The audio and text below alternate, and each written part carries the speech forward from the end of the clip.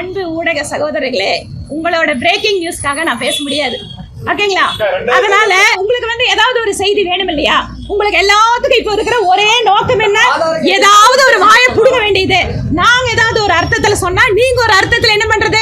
ஆஹா, கூட்டணிக்குள்ள குழப்பம். இன்னைக்கு செய்தி நம்மளுக்கு கொடுத்தாச்சு. இன்று நடைபெற்று வரும் இந்திய குடியரசு துணைத் தலைவர் தேர்தலில் தேசிய ஜனநாயக கூட்டணியின் வேட்பாளராக போட்டியிடும் சிபி ராதாகிருஷ்ணன் மாபெரும் வெற்றி பெற வேண்டி கோவை புளியகுளம் விநாயகர் கோவிலில் சிறப்பு பூஜை வெகு விமர்சையாக நடைபெற்றது.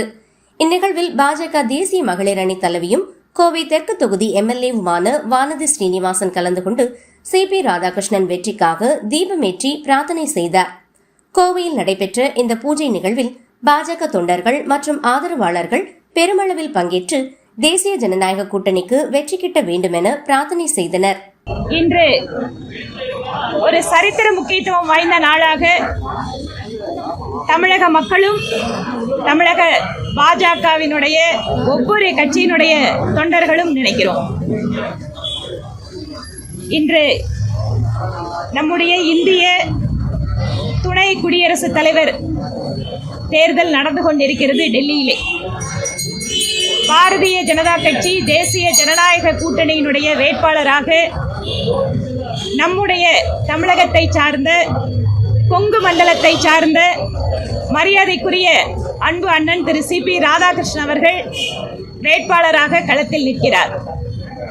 வெகு நிச்சயமாக தெரியும், தேசிய ஜனநாயக கூட்டணி வேட்பாளர் தான் வெற்றி பெறப் போகிறார். அன்புக்குரிய அண்ணன் திரு சிபி ராதாகிருஷ்ணன் அவர்கள்தான் துணை குடியரசுத் தலைவராக பதவியேற்க இருக்கிறார்.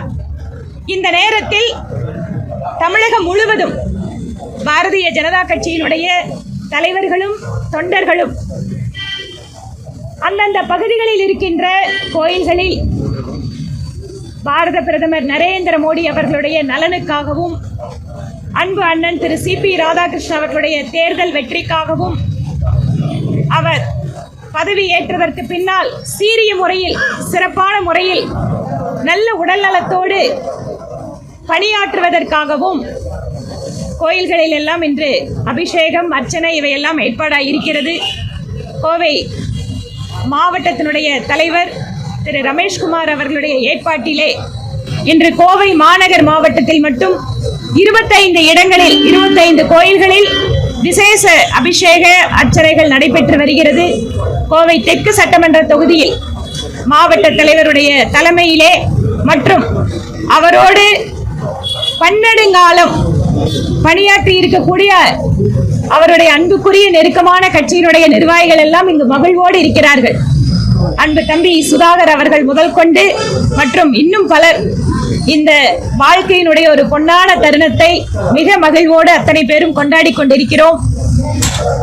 இந்த நேரத்தில் ஒரு கட்சியினுடைய சாதாரண தொண்டராக தன்னுடைய வாழ்க்கையை துவங்கிய அவருடைய அரசியல் பணி, பொது வாழ்வில் அவர் முன்னெடுத்திருக்கின்ற பல்வேறு சிறப்பு வாய்ந்த மக்கள் நல திட்டங்கள், பாரதிய ஜனதா கட்சியில் தன்னை இணைத்துக் கொண்டு மாநில தலைவராக 2 முறை பாராளுமன்ற உறுப்பினராக தொகுதி மக்களுக்கும் தமிழகத்திற்கும் அவர் ஆற்றிய பணிகள், அர்ப்பணிப்போடு இந்த கட்சியிலே இத்தனை ஆண்டு காலம் பயணம் செய்து கிட்டத்தட்ட அவருடைய கல்லூரி பருவத்திலிருந்து பொது வாழ்க்கையில் ஈடுபட்டவர். அவர் 1973ஆம் ஆண்டிலிருந்து ஆரம்பத்திலே ஜனசங்கம், அதற்கு பின்பாக ஜனதா கட்சியினுடைய ஒருங்கிணைந்து எதிர்கட்சியாக மற்றும் ஆளும் கட்சியாக இருந்த போது, அதற்கு பின்பாக RSS என்று சொல்லப்படுகின்ற ராஷ்டிரிய ஸ்வயம் சேவக சங்கம், அதற்கு பின்பு கோவையினுடைய பாராளுமன்ற வேட்பாளராக உறுப்பினராக சிறப்பான பணிகள், மாநில தலைவராக மிக சிறப்பான பங்களிப்பு, அதற்கு பின்பாக பல்வேறு நிலைகளில் தேசிய செயற்குழு உறுப்பினர், கேரள மாநிலத்தினுடைய பொறுப்பாளர் என்று பல்வேறு பணிகளை கட்சி அங்கீகாரம் செய்து அவரை ஜார்க்கண்ட் மாநிலத்தினுடைய ஆளுநராக அமர்த்தி அழகு பார்த்தது. அதற்கு பின்பாக தெலுங்கானா, புதுச்சேரி உள்ளிட்ட 3 மாநிலங்களை கவனித்த ஒரு கவர்னராக அவர் சிறப்பாக பணியாற்றினார். 2024 தேர்தலுக்கு பின்பாக மகாராஷ்டிரா ஆளுநராக இங்கே நம்முடைய பகுதியிலே இதற்கு முன்பாக மறைந்த திரு சி சுப்பிரமணியம் அவர்களுக்கு பின்பாக மகாராஷ்டிராவினுடைய ஆளுநராக மிக சிறப்பாக பணியாற்றி வருகின்ற சூழலில் இன்று இந்திய தேசத்தினுடைய துணை குடியரசுத் தலைவராக நம்முடைய தமிழர், நம் பகுதியை சார்ந்த, கட்சியிலே அத்தனை பேரையும் அரவணைத்து செல்கின்ற, கட்சியிலே தீவிரமாக பணியாற்றிய, எங்களுக்கெல்லாம் ஒரு உதாரணமாக இருக்கக்கூடிய அன்பு அண்ணன் மரியாதைக்குரிய திரு சிபி ராதாகிருஷ்ணன் அவர்களுடைய பணி மென்மேலும் சிறக்க வேண்டும். அவருடைய அரசியல் வாழ்க்கை, பொது பணிகள், மக்கள் நலன் சார்ந்த அவருடைய பணிகள் என்பது ஒவ்வொரு பாரதிய ஜனதா கட்சியினுடைய தொண்டர்களுக்கும் ஒரு உத்வேகமாக இருக்கும். இது எங்களுக்கு மிகுந்த ஒரு மகிழ்ச்சிக்குரிய தருணமாக உங்களோடு சேர்த்து நாங்களும் கொண்டாடுகிறோம்.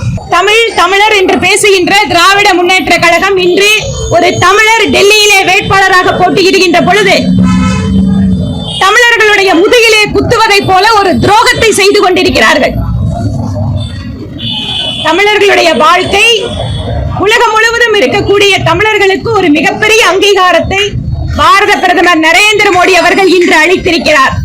ஆனால் இந்த வரலாற்று சிறப்புமிக்க தருணத்தில் தமிழர்களை முதுகில் குத்துகின்ற ஒரு துரோகத்தை திராவிட முன்னேற்ற கழகம் இன்று செய்து கொண்டிருக்கிறது. இதற்கு முன்பாக மகாராஷ்டிராவை சேர்ந்த ஒரு வேட்பாளர் அறிவிக்கப்பட்ட போது கட்சி சார்பில்லாது அத்தனை மகாராஷ்டிராக்காரர்களும் திருமதி பிரதிபா பாட்டீல் அவர்களை ஆதரித்தார்கள். ஒடிசாவை சேர்ந்த திருமதி திரௌபதி முர்மு அவர்கள் குடியரசுத் தலைவர் வேட்பாளராக ஆகின்ற பொழுது ஒவ்வொரு ஒடியா மக்களும் தங்களுக்கு கிடைத்த மிகப்பெரிய அங்கீகாரம் என்று அத்தனை அரசியல் கட்சிகளும் அவருக்கு ஆதரவு கொடுத்தார்கள். ஆனால் தமிழர்கள் எல்லாம் ஒன்றுபட வேண்டும் என்று பேசுகின்ற திராவிட முன்னேற்ற கழகமும் அதனுடைய கூட்டணி கட்சிகளும் இன்று நம்முடைய தமிழர் வேட்பாளராக நிற்கிறார். அவருக்கு மற்ற மாநிலத்தை சார்ந்தவர்கள் எல்லாம் ஆதரவு கொடுக்கிறார்கள். ஆனால் தமிழகத்தை சார்ந்த இந்த கூட்டணி கட்சிகள் திமுகவோடு சேர்ந்து இன்று தமிழர்களுக்கு எதிரான ஒரு துரோகத்தை செய்து கொண்டிருக்கிறார்கள். வரலாறு இவர்களை மன்னிக்காது. உண்மையான தமிழர் நன்மையை, உண்மையான தமிழர்கள் அங்கீகாரத்தை, உண்மையாக தமிழர்களுக்கு பெருமை கொடுக்கின்ற இந்த கௌரவத்தை திராவிட முன்னேற்ற கழகம் தன்னுடைய செயலினால் சிறுமைப்படுத்திக் கொண்டிருக்கிறது என்பதை உங்கள் வாயிலாக தமிழகத்து மக்களுக்கு நாங்கள் தெரிவித்துக் கொள்கிறோம். நான் இந்த கூட்டணி தொடர்பான உங்களுடைய எல்லா கேள்விகளுக்கும் சேர்த்து ஒரே ஒரு பதில் தான் சொல்ல விரும்புகிறேன். தேசிய ஜனநாயக கூட்டணியில் பல்வேறு கட்சிகள் இருக்கிறார்கள், இருந்தார்கள், இருந்து கொண்டிருக்கிறார்கள். இவர்களில் அந்தந்த கட்சிக்குள்ளாக சில பிரச்சனைகள் வருகின்ற பொழுது அந்தந்த கட்சியினுடைய தலைமை அதற்கேற்ப முடிவு செய்யும். ஒன்று. இரண்டாவது, தேசிய ஜனநாயக கூட்டணியை பலப்படுத்த வேண்டும். நம்முடைய ஒற்றை இலக்கு என்பது 2026 திமுக ஆட்சியை வீட்டுக்கு அனுப்புவது. இதை உணர்ந்து கொண்டு அத்தனை பேரும் ஓரணியில் இணைய வேண்டும் என்பதுதான் எங்கள் கட்சியினுடைய தலைமையினுடைய எண்ணம். அதற்காக பல்வேறு முயற்சிகளை நாங்கள் மேற்கொண்டு வருகிறோம். வெகு நிச்சயமாக இந்த நேரத்தில் கூட்டணி கட்சிகளுடைய எண்ணிக்கை என்பது மட்டுமல்ல, அரித்மேட்டிக் தாண்டி இந்த தேர்தலில் கெமிஸ்ட்ரி ஒர்க் ஆக போகுது. ஆனா அரித்மேட்டிக் எங்க கிட்ட தேசிய ஜனநாயக கூட்டணியில இல்லையா அப்படிங்கிற கேள்வி இல்ல. இந்த அரித்மேட்டிக்கு இன்னும் கொஞ்சம் டைமும் இருக்கு. அதனால் வெகு நிச்சயமாக கூட்டணிக்குள் இருக்கின்ற அத்தனை குழப்பங்களும் சரி செய்யப்பட்டு, இந்த நேரத்துல இதுல நான் சரி செய்வீங்களா இல்லையா இந்த கேள்விகள்லாம் நாங்க போக விரும்பல. எங்களுடைய தேசிய தலைமையும் மாநில தலைவரோடு இணைந்து மற்ற தலைவர்களும் எப்படி தமிழகத்தில் திமுகவுக்கு எதிராக ஒரு வியூகத்தை வகுப்பது, ஒரு பலமான கூட்டணியை உருவாக்குவது என்கின்ற செயல் திட்டத்தில் நாங்கள் இருக்கிறோம். நிச்சயமாக நாங்கள் வெற்றி பெறுவோம். மரியாதைக்குரிய எதிர்க்கட்சி தலைவர் டெல்லியில போய் பாக்குறாரு எங்கள் தலைவர்கள் அப்படின்னு சொன்னா அதற்கு பின்பாக கூட்டணி அமைஞ்சிருக்கு. நீங்க சொல்றீங்க அதிமுகவினுடைய மற்ற தலைவர்கள் பாக்குறாங்க. பார்த்ததுக்கு ஏதாவது உங்ககிட்ட ஆதாரம் இருக்கா? பிரேக்கிங் நியூஸா போடுறீங்க. அவரு பார்த்தாரு, இவரு பார்த்தாரு, அங்க பார்த்தாரு. ஏதாவது ஒரு ஆதாரமான செய்திகள், அவர்களோட புகைப்படம் அல்லது எங்கள் கட்சியினுடைய தலைவர்கள் அவர்கள் ஆதாரபூர்வமாக சமூக வலைத்தளங்கள் ஏதாவது செய்தி சொல்லி இருக்காங்களா?